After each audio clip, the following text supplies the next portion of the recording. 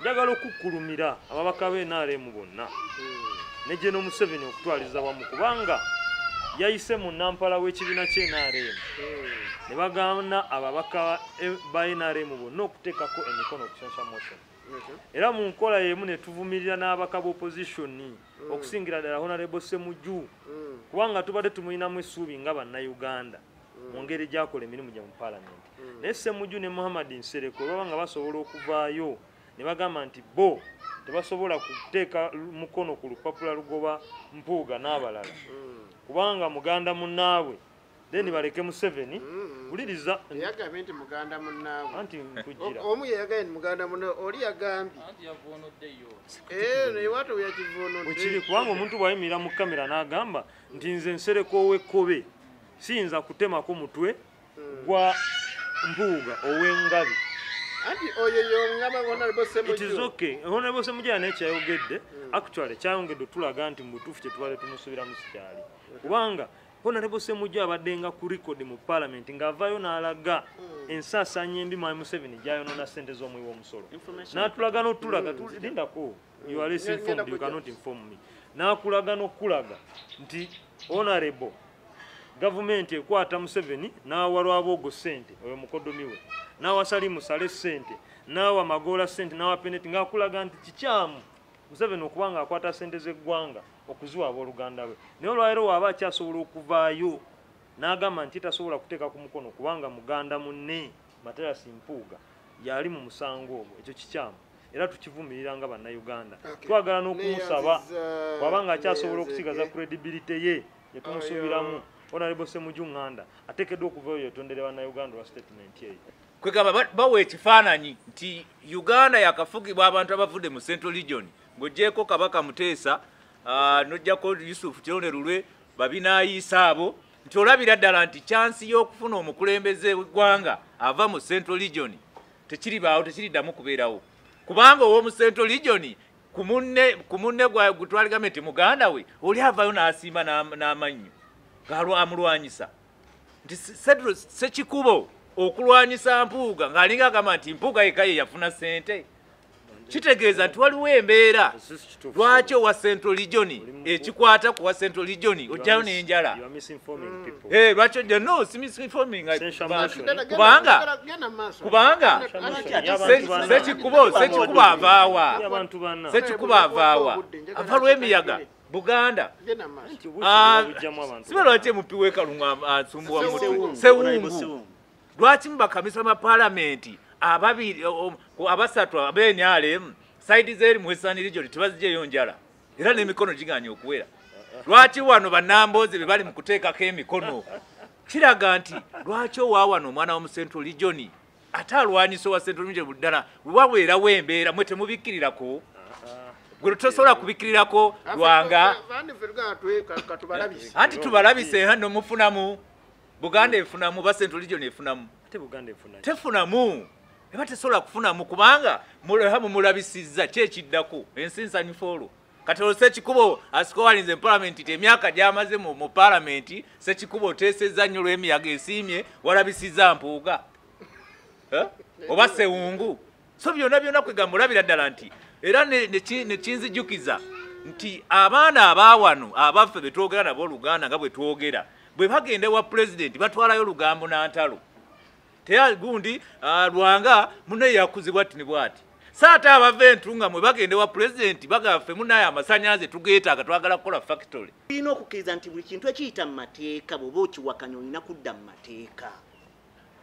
ekintu bwe kiyita mu Parliament nga tokkiriziganya nakyo enkola ziri bbiri zokka kudda mu Parliament nga bwe bali mu kukola kati oba kugenda mu kkooti kati tukyali ku kyakudda mu Parliament naye tufunye ekizibu nti abantu be twalonda ekisanja kino kitutambuza 2026 kyenda ku buli 100 baali tebagwanyi yadde okufuna omukisa okutuula ku lukiiko lw'ekika ku lujja si mu kika wabula mu famire naye kati bwebasanga ba MP omuntu nga myaka 2 n'ekitundu tayimiyanga ku fulo ya Parliament kubaako yadde ekiteeso kyaleeta ekikwata mu constituency ye oba ku ggwanga naye nga yamanyi kimu nyina okusemba omukulu kyagambye akuume ekkaala gombaka wa parliament notasinzira kutegeerako na buyigirize bwe wafuna n'abantu bakusaamu kitiibwa ne bakulonda n'ofuka omubaka wa parliament anti tonnabatuukayo mpita wano okuvumirira ababaka ba parliament naddala abo bafunye omukisa ogw'ebintu bibiri n'obeera mubaka wa parliament nga wasoma mateeka naye bambi n'ofuba kuyita mateeka notategeera mateeka owokubiri ye mubaka wa parliament amaze mu parliament ekisanja ekisukka ekimu naddala ow'ekitiibwa Cedros Kikubo yakafuga emyaka 25 naye simusuubira kubeera nti kyakola tamanyi nti tekiri mu mateeka njagala kuyita wano okubuuza nti Cedros Kikubo ne banno mu parliament mwagendayo kukiikirira abantu b'abalonda oba kulwana ntalo na kwagala buli kaseera bukabanga ekisanja kiggwako ne mwagala okuba amatama constituencies zibalami Cedros Kikubo tanneewuunyisa y'omu ku balebo MP Museveni be yazira emyaka 25 yamumma ekifo kyonna cabinet sigambye nti mulungi tonjogeza byesoogedde nkugeye Museveni yamuzira afubye okukola buli kangode yakonna Museveni amulaba mu wa minister yamuzira naye bentunuulira ababaka omuli muganda wange Honorable Sewungu omusajja omusomesa mutwala nti musajja muyivu naawe n'okkiriza okukozesebwa oli najja n'agamba kakati lupuke yatumaze otteekako omukono mwena tetubasuubira mwena mugende museko ekyesuubo ky'ebyobufuzi ekiyitibwa mpooga oba political circus called mpooga abantu bagyegendereza kubanga efuusenga kyebayita ekifuusenga nte y'abaana nte y'abato eba teruma buli mwana gyakolaki katonda mubyabufuzi gyatandise okuzanyirako naye njagala okubategeeza ekyesuubo kigenda okumeguza abantu ebigo bafune ne kanzunzu ku mutwe ekyo kyolaba bw'otunula lisiti eyo gye tutandise nayo abaafuna ssente bangi lwaki ono ate ensonga lwaki era nkiyita kyesuubo nte y'abaki y'abato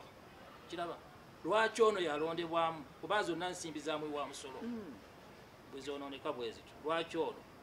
anti ezono bagamba teziri mu mateeka ensonga si yakutaasa nsimbi ensonga ya byabufuzi bw'otunula ba actors bokka abakirimu olwali ate nga beebo abafuusa abaana mu byobufuzi bazanyira ate kuki bafuule mpooga ekyesuubo ky'okwewuubirako nekibava mu kkoto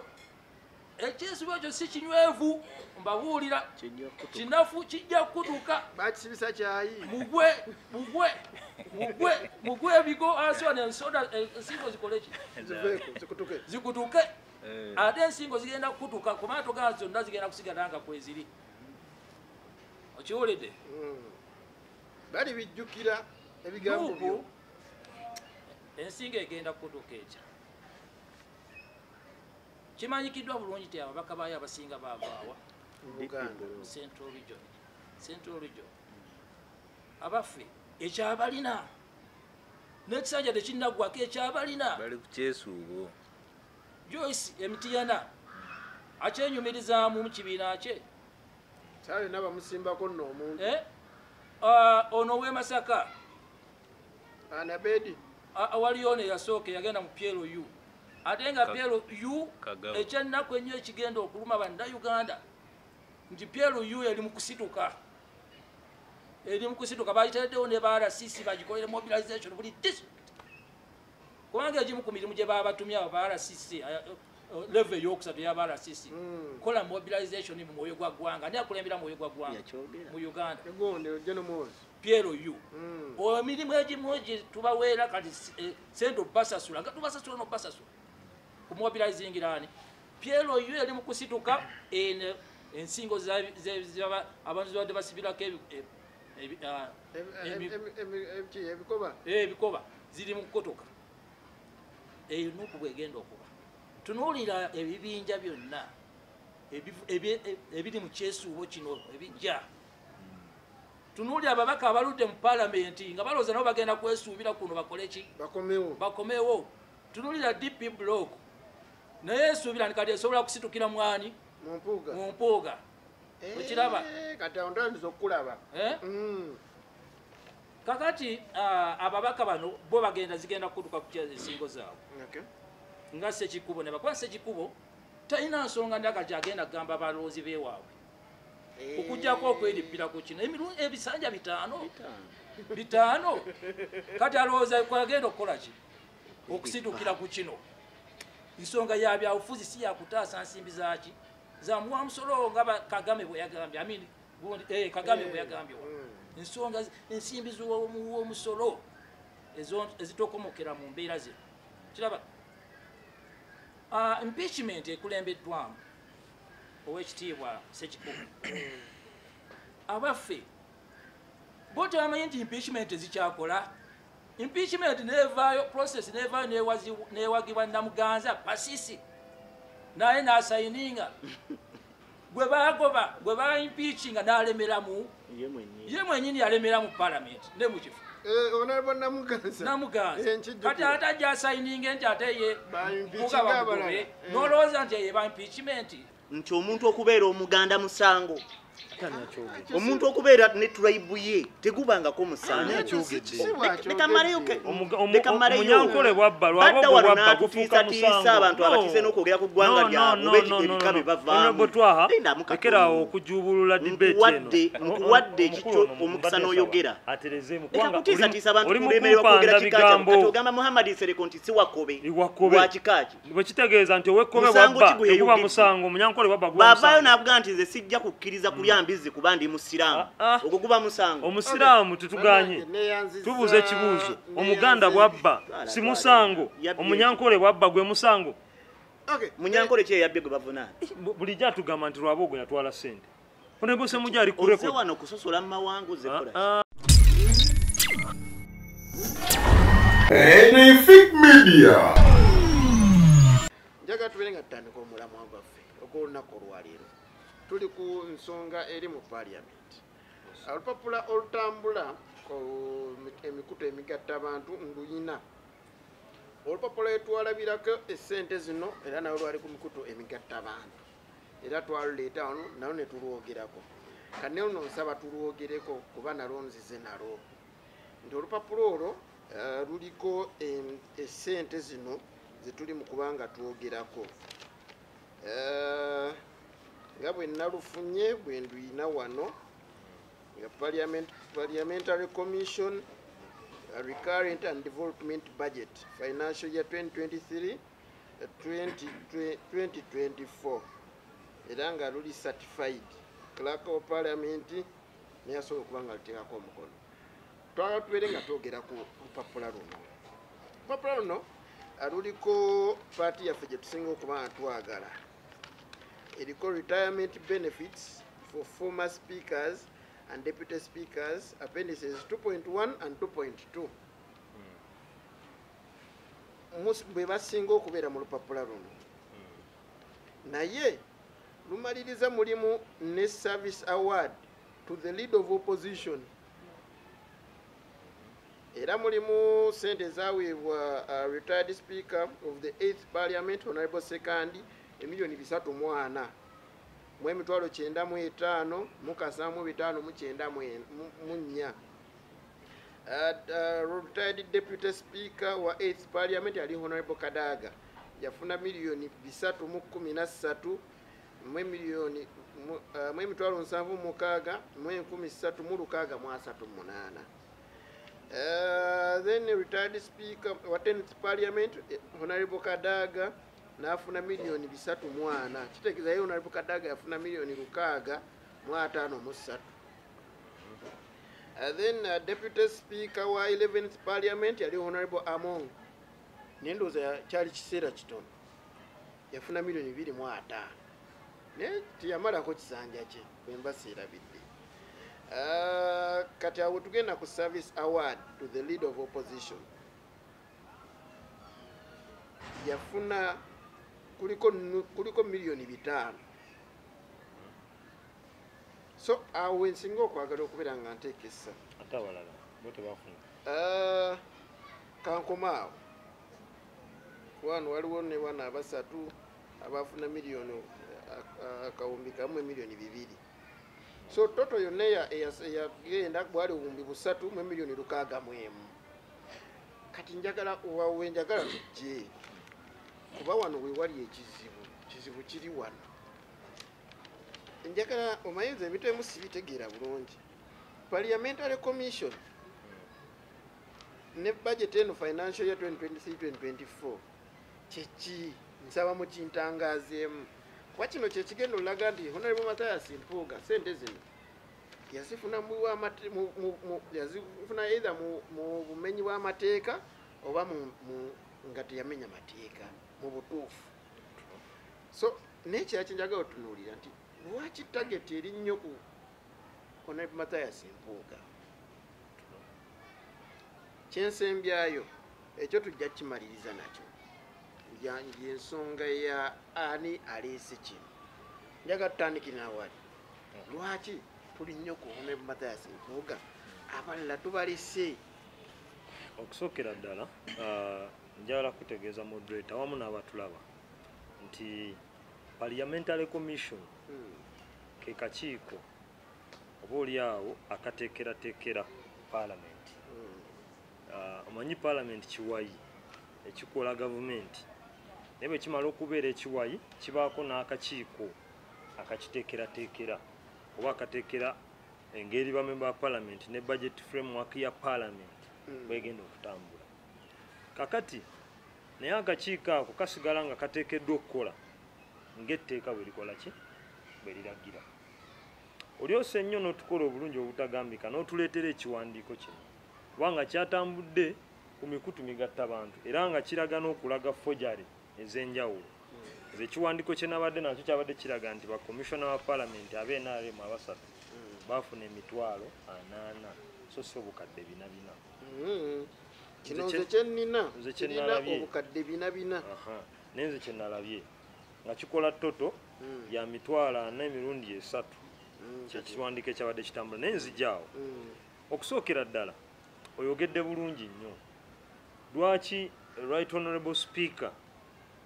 eyaritayaringa Kadaga ne sekandi bafuna sente kubanga waliwo etteeka eryatuula mu floor ya parliament wali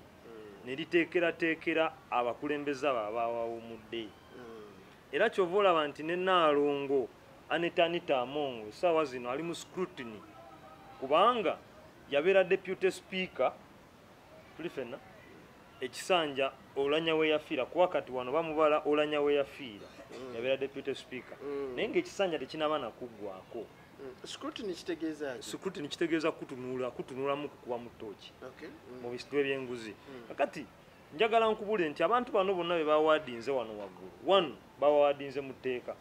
kubanga etteeka weeriri amendment act namba yakolebwa mu parliament okwawaadinga abantu abo ekyokubiri lwaki twesibye ku bana abalala nti bano abantu be bawaadinze bano basekandi ba Kadaga babawaadinze kubanga bamaliriza emirimu gyabwe mu bifo ebyo oba ntegeera there is no way you can get a service award oba n'osiimibwa nga wakayingira mu office emyezi 3 oba 4 tekiriiyo kyovola abantu ebiseera ebisinga bwe kituuka kwa Mongo wano ne Honorable Mpuuga ne bano bakomishona awo obuzibu bwe bujjira ekyokubiri tewali teeka Honorable Anita Amongo tabalibwa nga former deputy nti kakati asobola okubalira nga former deputy kuba ne wano sente ndaba ntono kuzaaba Kadaga yafuna mmeka ye Kadaga yafuna 313 ye yafunye 25 ezo nazo sente nyingi kubanga Kadaga yamala ebisanja emeka nga ye speaker ono wabanga yamalako omaze emyaka kuwuliriza Kadaga yafunanga speaker ebikadde 3 n'amala era ne sekandize yamala emyaka emeka yamala ebisanja emeka nti sekandi naye ze yakoze eki kyoga guno gwe mundo gwasoso bawa sente zino babawadde mu kino ekisanja kubanga babawadde mu kino ekisanja era n'amamotoka babagabudde mu kino ekisanja kubanga etteeka lyayisibwa nga tumaliriza ekisanja kya kiri ekiweddeko nga tuyingira awo otegeera awo ekisanja bwe kyakola ki bwe kyaggwerako awo kati bwe bamala oteekateeka etteeka ery'abasipiika ne ba deputy speaker nti okuba nti banaabangawo n'enumerations ezinaabaweebanga nga bawumudde mu kifo ekyo kyova olaba nti olwaleero kyo kiri mu tteeka era teryakikubaganyako na birowoozo. Abantu abo bonna bafuna n'amamotoka amapya kubanga ne debate yaliwoko nga tugamba nti omuntu nga Rebecca Kadaga aweereza mu kifo ky'obwa speaker ng'awe yaweerezako ne mu kya deputy speaker okumuwa ssente ezo zonna era naye ebeera disservice eri eggwanga. Bandibadde babala ekintu ku muntu mu position nga at least afuna ekintu kimu. Kati service award to the leader of opposition. Service award to the leader of opposition. Tena weeri mu tteeka. Kubanga teteesebwangako ku fulo ya parliament. Kyekisooka. Ekyokubiri, there is no way you can award someone who has just went on job. Kiringa gwe wampa omulimu wano mu Fiki Media nga wakandi recruiting omwaka gumu omwezi gumu ate omwezi gumu Fiki Media nenkolera akasiimo ak'emyaka oba contract gyompadde emyaka 3 tekiri logical kitegeeza yo typically nguzi. Kati njagala nsooke enkubuuzi kino Manga, kati muvunaana kubanga wekibanga kituufu parliament yafulumya kino kitegeeza Honorable Mathias Mpuuga si yasaba ssente oba si yazeewa. Kati ekibuuzo kiikino muvunaana gwe baaziwa lwaki abaziwaayo bwe temubavunaana? Kati kankunyonyole era nyonyole ne Munnayuganda naawe oyige ssente zino zigabibwa bwe ziti Parliamentary Commission yetuula kyekino kyolaba wano. Parliamentary Commission bwetuula eteekeddwa okubaako n'abantu abagituulako bano wammanga. Ebeera ne speaker, ebeera ne deputy speaker, ebeera ne leader of opposition, ebeera ne bakomishona abana. Naye ku luno baaliko basatu kubanga owekitiibwa Honorable Zaaki yali amaze okugobwa.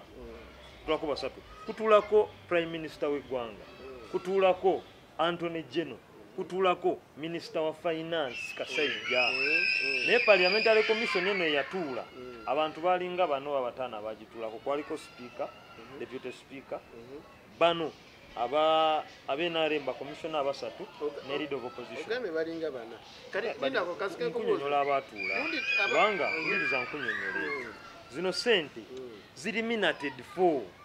nti commission yatuula mu bimu bye baateesaako ne bateesa ne bagamba nti tulina okuwa leader of opposition ensako oba service award ya bukadde 5 babiteesezaako wa mu ka commission kaabwako moreover nga nekkola muyinza n'okuba yali tewera kubanga nga bwe mbakubalidde webale nnyo. Naye mu kinatandise nakyo nga nkunyonyola nti commission eteesa naye eteekeddwa okukola kyonna kyekola ng'egoberera etteeka. Etteeka lyali nti bano bakomishona balina ofuna service award nga mu tteeka ki.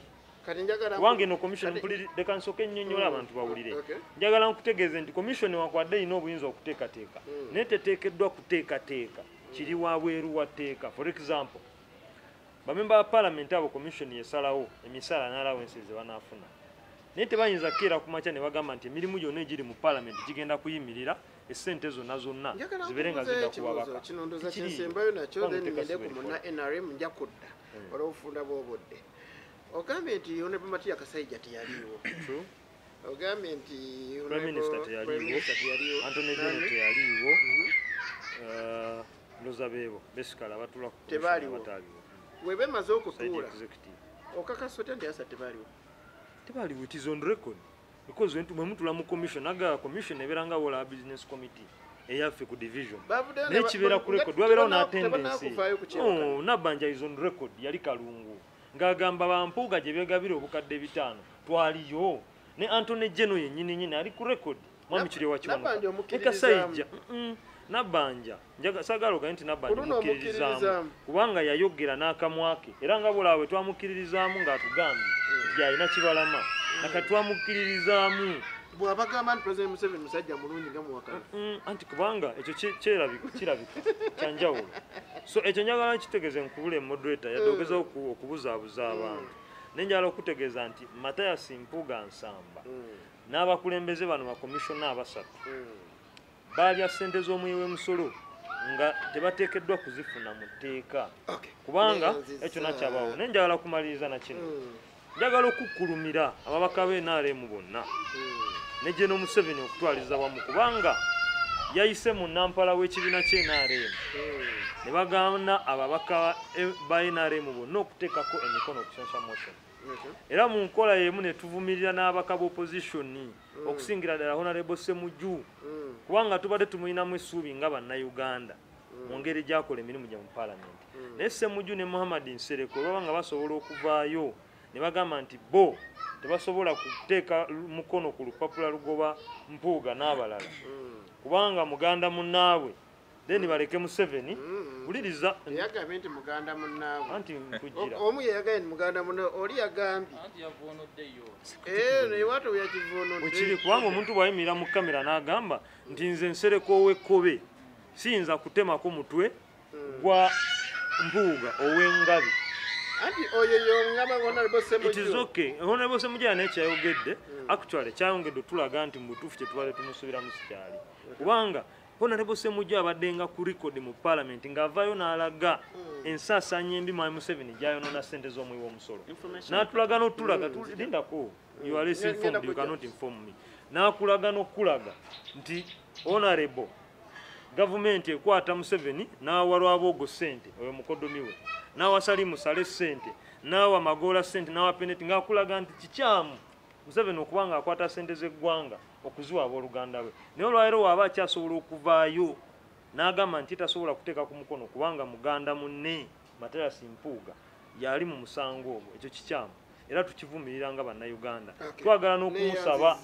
waba nga akyasobola okusigaza credibility ye yetumusuubiramu Honorable Ssemujju Nganda ateekeddwa okuvaayo yetondere bannayuganda lwa statement eyo information katono nsaba okubuuza omukulu ono nti yagenda ofuna eddiini n'ekibiina ky'ebyobufuzi yali tannafuna tribe ekitegeeza ki nti omuntu okubeera omuganda musango omuntu okubeera ne tribe ye tegubangako musango omunyankole bwabba lwabogobwabba gufuuka musango abantu abakise n'okwogera ku ggwanga lyabwe ebika bye bavaamu lekerawo okujubulula debate eno nkuwadde ekikyo omukisa n'oyogera aterezemu lekakutiisatiisa abantu kulemererwa kwogera kika kyo kati ogamba Muhammad Nsereko nti si wakobe lwakikaaki bwe kitegeeza nti owekkobe bwabba teguba musango omunyankole bwabba guba musango baavaayo n'avuga nti nze sijja kukkiriza kulya mbizi kuba ndi musiraamu ogwo guba musango omusiraamu tetuganye tubuuza ekibuuzo omuganda bwabba si musango omunyankole bwabba gwe musango munyankole ki eyabye gwe bavunaana bulijjo atugamba nti Lwaboogo yatwala ssente Honorable Ssemujju ali ku record wano kusosola mu mawanguze kola omuganda baakola ekintu nga kyansa lwaki mujja ne mutandika kusosola mu yakoze ekyensa okugaana okumupikisa ekintu kye tubaddeko kibadde kyawe oli yavudde n'agamba nti nze ow'ekkobe sigenda kutemako muganda munange olwo nazza musango kisi wakkobe netumubuuza kati n'okugube musango bantu bategeka n'okwogerera n'ebika byabwe bulijjo Museveni bwe mumunenya nti ab'enganda ze babba abaleke ab'enganda ze babbe ng'okimanyi nti katokiraba nti abantu bakulaba oswala bakuswala bantu mubaleke bawe ekitiibwa tribe zaabwe nga tebabba kati gwe lwaki ogamba nti omuntu bagamba nti lwakuba ndi wakkobe ateekeddwa okuvaayo ne yeetonda kubanga asanitizinga obubbi teyasala okubeera wakkobe yafuna mukisa programu ekomewo Sebo neyanza nnyo mukulu lwanga NRM yesambye okuteekako omukono NRM kituufu njagala nekino nakyo tukyogereko nti abantu bafunye ssente toto yonna yali ya ssente obuwumbi 3 akawumbi akamu emiliyoni 7 kikasinga okwogerwa kyesitegedde oba okusinziira ku parliamentary commission n'okusinziira ku lupapula olwo ssente ezo abantu bazifuna mu mwaka ki kisanja ki anti kigundi ya 23 mwaka gw'ebyensimbi guno akitegeeza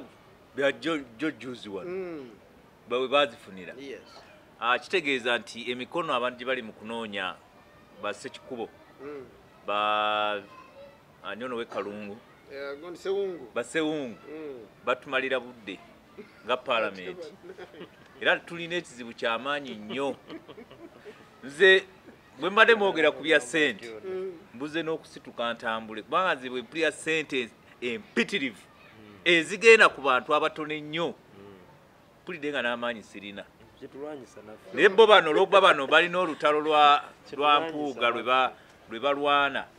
boolaba amaanyi bagalina okudifendinga ddala twalina amaanyi agalifendinga Mpuuga naye nze obulumi bwange we buli ku ssente y'omuw'omusolo efulumira ku bantu abatono ennyo ate nga balina simanyi kyatandika ddi abantu abatono okuba nga tebalina mutima gulumirwa bannaabwe n'okubanga oli yeeyagaliza yekka former speaker Honorable Kadaga bw'osoma ku kiwandiiko ekyo yafuna ssente emirundi oba ebiri deputy speaker ate ne speaker already minister wa East Africa atula ku lukiiko lwaffe olwa Seeke kwegamba alina ebyobugagga ebitakkirizibwa na mu mateeka biyitirivu nnyo bw'otunulira speaker Amongi ebbanga lyamaze nga avudde mu FDC ne yeegatta ku NRM bw'otunulira ebyobugagga byalina yalaga wano ennyumba ng'esinga ne State House ng'eringa kugamba hoteli ziri ez'abazungu nga kiraga nti ebyobugagga bye balina byalina byafuna mu gavumenti eno biyitirivu eyakadaga sigiraba ngamba ya speaker anti kyanjawulo oli speaker wa ggwanga ate mbaka parliament amaze ebisaanyi bisoba mu 2 naye ono nyanzi talina business kinyanzi gyalina ate asuubula kinyanzi ababagira mu efries sirabangako nyanzi ng'agamba efries endi bubi naye ekyenjawulo nti nyanzi naye sente zafunye mu myaka 2 nazo zeetaaga kunoonyerezaako te nyanzi oli saabakunzi tiketi ogitunze wakatandiko gitunze 10,000 sente ozigyewa ate yali abaddeko wali omulabeko ng'ayomba efries nti emunyigiriza so kitegeeza si musuubuzi nyanzi naye mpozi asuubulira kavule luli yasuubuliranga kamooca so nze amaanyi we ganzigweramu nze ndi omu ku gavumenti yaffe neye NRM gwe baateeka obuvunaanyizibwa okulaba nga tukyusa embeera z'abantu abawansi nga tuyita mu projekiti za gavumenti ze yateekawo omuli emyoga ne parish model naye ffe eno sente tuyaayaanira zifuna buli budget ziyita buli mwaka projekiti y'emyoga bateekamu obuwumbi 1,000 emyaka 2 2022 ne 2023 tubanje obuwumbi 200,000 tezirabika eno naye kyannaku bw'owulira nti former speaker abalirwa okuba nti yafuna myonzi 8 mu kashi 6 n'afunirako emmotoka ziri mu buwumbi ne service endala zonna baba bagamba balina okukulaba babakolera service n'ebirala bw'owulira nti bakamisona ba palamenti nabo beegabanya omusimbi netugamba ne bo ani yatandikawo omutima gw'okubanga abantu balumirirwa bannaabwe mu mbeera ya covid zimanyi nti ezo sente baziisana ne covid tannatuuka naye tuvudde mu covid nga economy si nnungi njagala kumanya lwaki ogenda nti abali mu kuteekako emikono balina ekizibu kubanga olwedde palamenti bakagiyingira ogira otya ekintu ekiyise bwe bati bakiyisanga sente zaava wasemugi yayogedde naga ekyamazima naliko mu palamenti naye yebulankanyiza ate sente bazayitawa biki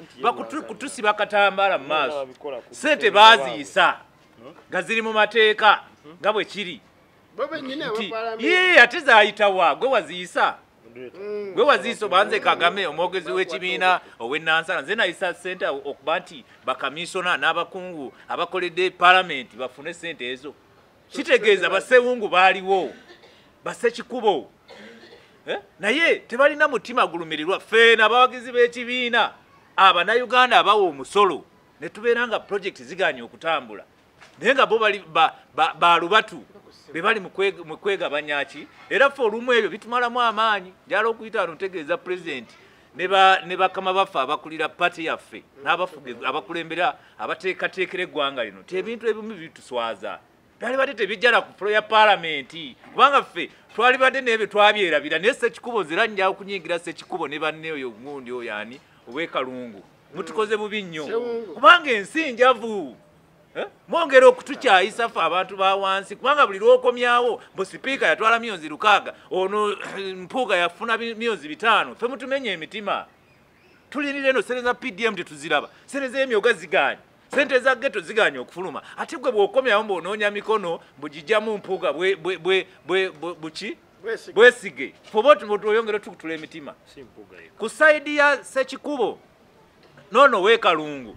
balinamu embeera gye baleese ey'okulaba nti kwegamba bawa ekifaananyi nti Uganda yakafugibwa abantu abavudde mu Central Region ng'oggyeko Kabaka Muteesa n'oggyako Yusuf Kironde Lulwe babinaayiisa abo nti olabira ddala nti chansi y'okufuna omukulembeze w'eggwanga ava mu Central Region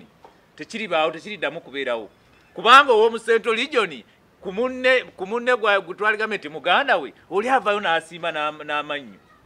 amulwanyisa nti Cedro Ssekikubo okulwanyisa Mpuuga ng'alinga agamba nti Mpuuga yekka ye yafuna ssente kitegeeza nti waliwo embeera lwaki owa Central Region ekikwata ku wa Central Region ojjayo n'enjala lwaki ojja no si misinforming kubanga Ssekikubo avaawa ava lw'emiyaga Buganda siba lwaki emupi w'ekalungu asumbuwa mutu Sewungu lwaki mubakamisa amapaalamenti ababiri abasatu abenyalem side zeri mu Western Region tebazijjeyo njala era n'emikono giganye okuwera lwaki wano bannamboze be bali mu kuteekako emikono kiraga nti lwaki owawano omwana wa mu Central Region ate alwanyisa owa Central Region buddala waweerawo embeera mwe temubikkirirako gwe tosobola kubikkirirako Lwanga anti tubalabise hano mufunamu Buganda efunamu ba Central Region efunamu tefunamu eba tesobola kufunamu kubanga mulabisizza kyekiddako ensinsanifu olwo kati Ssekikubo asikowalinze parliament emyaka gyamaze mu parliament Ssekikubo teesezza nnyo lw'emiyaga esiimye walabisizza Mpuuga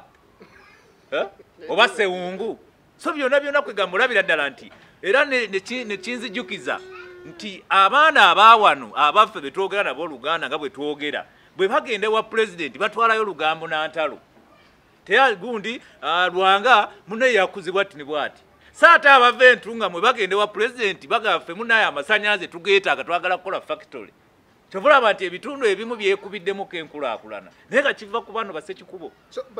abaganda tebeeyagaliza sinagamba Baganda ffe abalina aba Central Region tetweyagaliza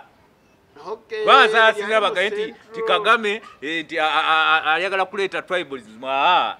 lwaki gwasibuka erw'emiyaga bw'olaba owekabonera ng'alinawo ensonga kubanga pulezidenti yayogedde bulungi nti ensobi ezikolebwa bannayuganda bwe tunaagamba okukwata abali mu nsobi abakola ensobi tujja kulwako ne tukulagana nabo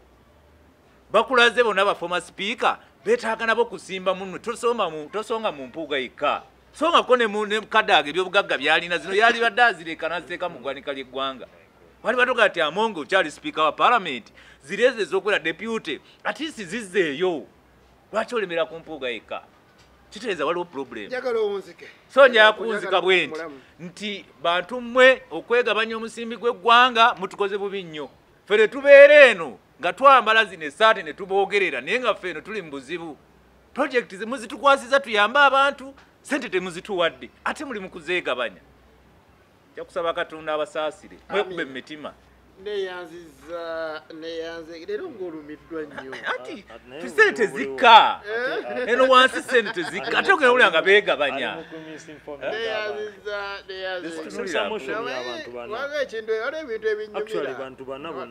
waliwo ebintu ebinyumira nti leero buli omu ateesa kimuli mu mutima kati for example honorable Kuze yavuddeyo n'agamba nti honorable Ssemujju kyavuddeyo n'agamba muli mukwano gwange kikyamu ng'omukulembeze kiringa nga nze bondaba bwenyinza okubeera n'omwana omubbi ku kyalo nga mukwano go nga mwana wange nebaga nti omukulembeze wa kansa omwana wa kansala mubbi nembaga naye wange si mubbi ate bwe tulaba wa neiba mu mikwano gyo tolinamu babbi sirina wanze bwenkutegeera ng'oli mukwano gwe ng'oli mubbi ne ku polisi nkweweerayo kubanga tulina okugyawo obubbi naye bwe mbanga omwana wange aba mubbi ate akanyumidde kabadde kamalize ne kano akanyumidde kadde kamu nti wavuddeyo n'agamba Honorable Ssemujju ogamba nti oli mukwano gwange kambeere gye mbadde nsirike bwekye sirina kye ngenda kukola ki kwogera nenjukira Honorable Nambooze eyagituka ewa mukwano gwe Lukwago naye ng'ate nuupo erina gwekozekubanga yatulaga yalaba mu maaso nnyo okumanya nti abantu nga Nabira tebaaliwo opposition batuufu yalaba mu maaso era tumwebaza ku lwekyo n'ava mu w'ekibiina it is okay biri byakwesimba bino bya ssente za ggwanga bino bya bubbi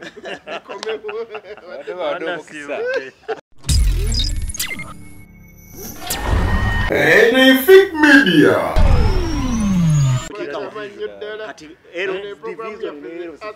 Obunkenke bwetwogerera ku nsonga eziri mu ggwanga naddala eziruma Munnayuganda bingi bibaddewo mu wiiki naye tutunuulira ensonga esingamu obukulu naye ne tusobola okuba tugisimbako amannyo abagayita amannya amagego essira okay honorable Twaha wandise munna FDC yave najja nankumbi n'agenda n'ab'e Katonga omuwagizi lukulwe honorable Matthias Mpuuga nsamba omu ku bategesi bonna ku omwezi 21 ali ku peroolo enesi si kibi si kibi okubeera ng'olina gwotunuulidde n'ogamba nti ono kati gwentunuuliddemu essira okubeera ng'abantu bafuna omukisa okujja ku pano wano okuzimba oba okugatta ettafaali ku ggwanga ne baagala okubuguyaza ensi nabo bennyini ne babuguyagalira naye eddoboozi liri wansi betuba tuzze wano tuba tuzze ogaidinga tetwogera bintu lwakuba bye twagala ennyo netwogera ebituufu lwakuba oluusi abantu abasinga balina ekizibu nti bo bayekulembeza kabanda be bampaane olw'okuba balina abakulu ababasaawo okubayambako okubalwanirako entalo nze sigwe muli mu gwange kati gwe tubulire ogugo buli muntu yenna ali mu ggwanga Uganda era yeegomba Uganda ennungi egoberera amateeka n'enfuga ey'okuleeta obwenkanya mu buli nsi oba mu ggwanga lyaffe Uganda tulina okukkiriza nti buli kintu ekiyita mu mateeka bw'oba okiwakanya olina kudda mu mateeka ekintu bwe kiyita mu paalamenti nga tokkiriziganya nakyo enkola ziri bbiri zokka kudda mu paalamenti nga bwe bali mu kukola kati oba kugenda mu kkooti kati tukyali ku kyakudda mu paalamenti naye tufunye ekizibu nti abantu betwalonda ekisanja kino kitutambuza 2026 kyenda ku buli 100 baali tebagwanyi yadde okufuna omukisa okutuula ku lukiiko lw'ekika ku lujja si mu kika wabula mu famire naye kati bwe basanga ba MP omuntu nga myaka 2 n'ekitundu tayimiyangako ku fulo ya paalamenti kubaako yadde ekiteeso kyaleeta ekikwata mu constituency ye oba ku ggwanga naye nga yamanyi kimu nyina okusemba omukulu kyagambye akuume ekkaali gombaka wa paalamenti notasinziira kutegeerako na buyigirize bwe wafuna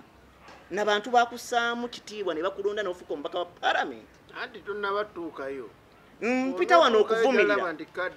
mpita wano okuvumirira ababaka ba paalamenti naddala abo bafunye omukisa ogw'ebintu bibiri nobeera mubaka wa paalamenti nga wasoma mateeka naye bambi n'ofuba kuyita mateeka notategeera mateeka owokubiri ye mubaka wa paalamenti amaze mu paalamenti ekisanja ekisukka ekimu naddala ow'ekitiibwa Cedros Kikubo yakafuga emyaka 25 naye simusuubira kubeera nti kyakola tamanyi nti tekiri mu mateeka njagala kuyita wano okubuuza nti Cedros Kikubo ne banno mu paalamenti mwagendayo kukiikirira abantu baabalonda oba kulwana ntalo nakwagala buli kaseera bwekabanga ekisanja kiggwako ne mwagala okukuba amatama constituency zibalami Cedros Kikubo tanneewuunyisa y'omu ku balebo MP Museveni be yazira emyaka 25 yamumma ekifo kyonna cabinet sigambye nti mulungi tonjogeza byesoogedde nkugeye Museveni yamuzira afubye okukola buli kangode yakonna Museveni amulaba mu wa minister yamuzira naye bentunuulira ababaka omuli muganda wange Honorable Sewungu omusajja omusomesa mutwala nti musajja muyivu naawe n'okkiriza okukozesebwa oli najja n'agamba kakati luupuke yatumaze otteekako omukono mwenna tetubasuubira mwenna mugende museko luupu ng'oli mu ofiisi ng'olina bannamateeka be baakuteerawo okuwabula olina abayambi bwe batakuyamba lwakuba bakibiina kyo wabula bakuyamba olwa ofiisi oba bakwagala oba tebakwagala balina okuwabula n'otagoberera bye bakuwabudde n'oyagala okola ebyo olw'obukyayi n'entalo empalana gye n'olutalo lwe batadde ku owekitiibwa Honorable Matthias Mpuuga eri ku bintu bina nagigamba esooka bamuteebereza okuba nga yali agenda avuganya ku bwa pulezidenti bwa NUP leka mmaleyo ey'okubiri owekitiibwa Matthias Mpuuga yatandikawo gye tuyinza okuyita G20 era yemu ku byaleeta entalo ng'omukulu alaba Masias Mpuuga Nsamba ow'ekitiibwa azimbye amaanyi mu ggwanga Uganda yonna ne mbabaka ba paalamenti. Ow'ekitiibwa Masias Mpuuga olutalo olwokusatu luva ku bitongole bye yalambula mu ggwanga lyonna n'okulaga obunafu bwa gavumenti. Omukulu n'anyiiga engeri gy'ayagala okubeera sseggwanga emu mu kisibo n'assaawo olutalo wakati we n'ow'ekitiibwa Honorable Masias Mpuuga. Olutalo olwokuna lwe lutalo oluva ku babaka ba paalamenti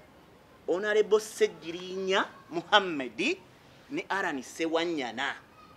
Oluvannyuma lw'okuteebwa akaabwe ng'omu ku bakirwaniridde oba kubakoze buli ekisoboka ye Honorable Masias Mpuuga Nsamba nga ye lupu wa paalamenti ebiseera ebyo. Omukulu n'amujja omunyago mu ngalo kuba kwe ebigambo byajja muta abantu baffe ne baleeta ssente ne bakola ki? Kati omusajja yamujja omugaati mu ngalo lwe lutalo lwe yamusaako. Naye obukadde ebitaano lwaki abaana bano abalala bakyali mu 40 butagamba? Ati yabagaye mu batte bonna ya business. Kati nze tontwala eyo kuba weyo wawanvu.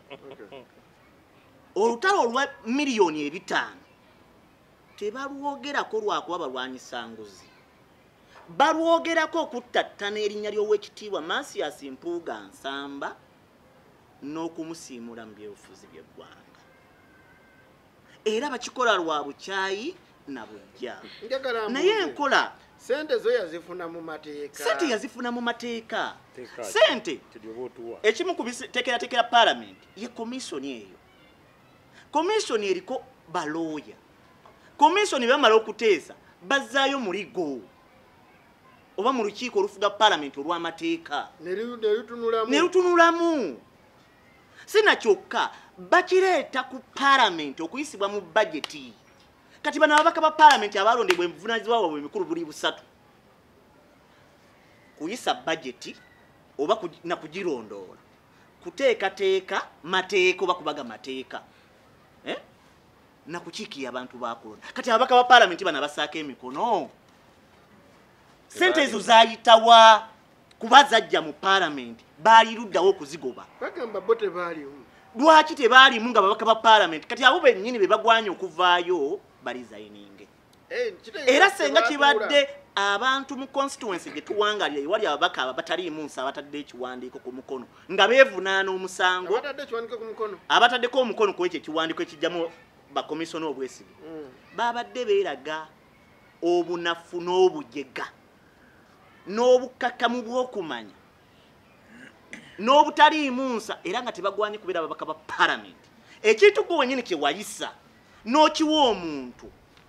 gwe wennyini nga gweyisiza ssente n'oziwaayo aye n'omala n'ojja n'oleekaanira abantu ng'obalimba ssente ono yafuna nkyamu obwo bukyayi. Siyinza kujja mu saati yange eno n'enjikuwa nekkolera n'endagaano nti njikuwadde tugeze nkusalidde kapoloti wano nkoze endagaano n'ekyapa ngenze mulandizi n'ensalako nemala neŋŋenda nga nkuba enduulu walaala fiiki yanziba n'atwala ettaka lya nga nze yakuwaawo. Kati bano ababaka ba paalamenti tebali mu kulwanyisa nguzi ge mazima, bali mu kuzanya byabufuzi na kusirwaza bannayuganda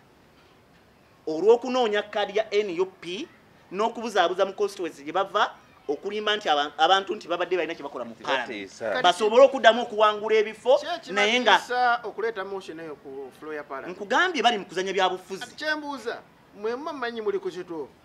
ng'abawagizi b'abakamishoneers abo omuli Honorable Masias Mpuuga n'abalala kyekibatiisa tewali waatidde. Lwaki mutunuulira nnyo abateekako emikono bano okuleeta motion eyo ku floor ya paalamenti? Tewali waatidde. Mutyayisa budde. Wuliriza, tewali waatidde naye nze ekisinga okunnuma nga nze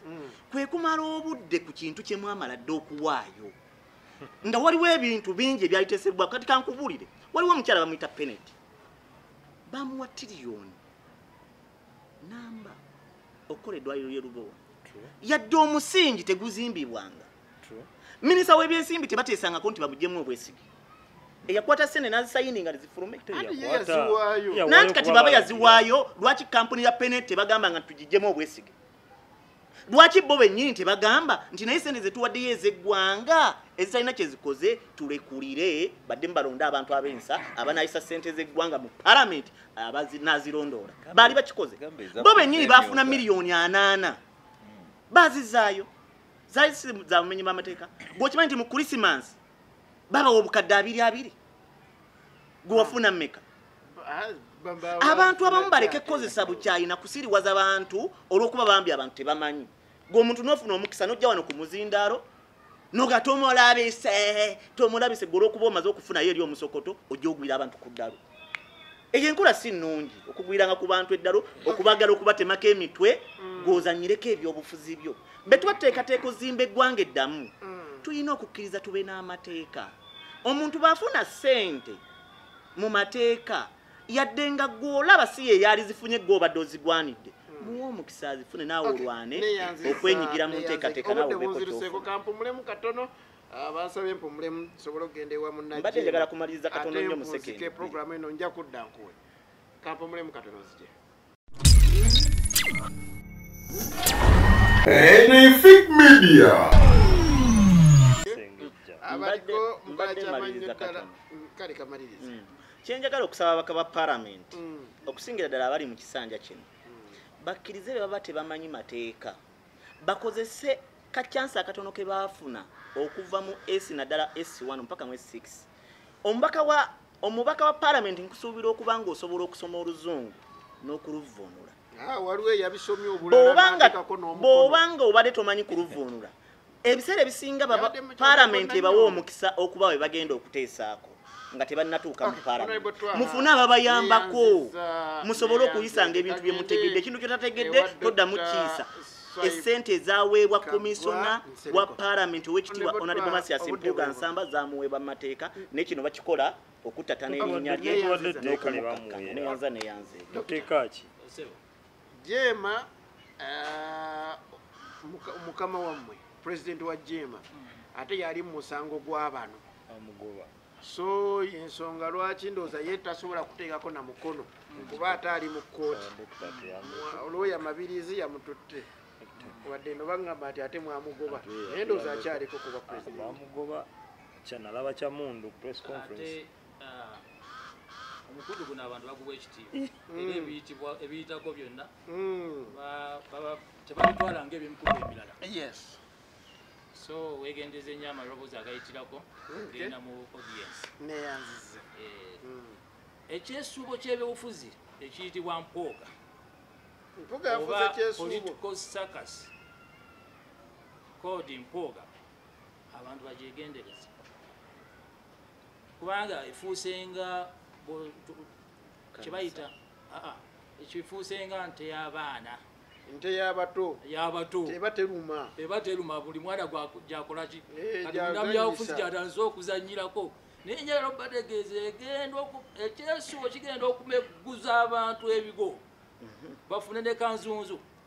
ku mutwe ekyo kyolaba bw'otunula lisiti eyo gye tutandise nayo abaafuna sente bangi lwaki ono ate ensonga lwaki era nkiyita kyesuubo nte y'abaki y'abato kiraba lwaki ono yalondebwamu kuba zonna nsimbi zaamu wa musolo bwe zonooneka bwe zito lwaki ono anti ezoono bagamba teziri mu mateeka ensonga si yakutaasa nsimbi ensonga ya byabufuzi bw'otunula ba actors bokka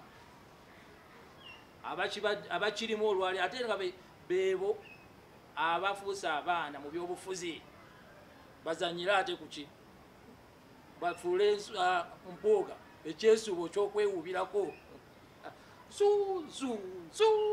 nekibava mu kkoto ekyesuubo ekyo si kinywevu mbabuulira kinafu kijja kutuuka bakisibisa kyayi mugwe ebigo asona ensingo zikoleki zikutuke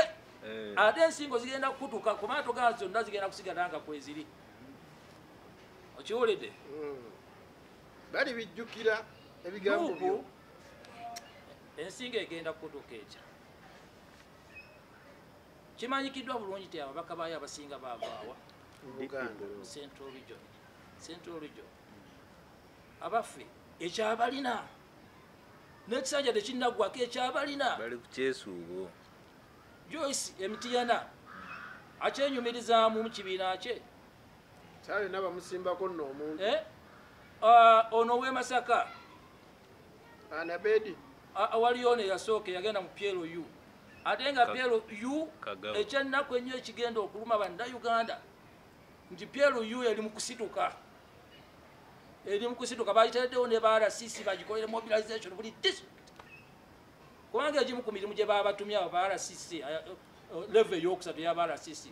kola mobilization mu mwoyo gwa ggwanga ani akulembera mwoyo gwa ggwanga mu Uganda PLU emirimu egimu tubaweera kati sente basasula nga tubasasula no basasula ku mobilizing irani PLU eri mu kusituka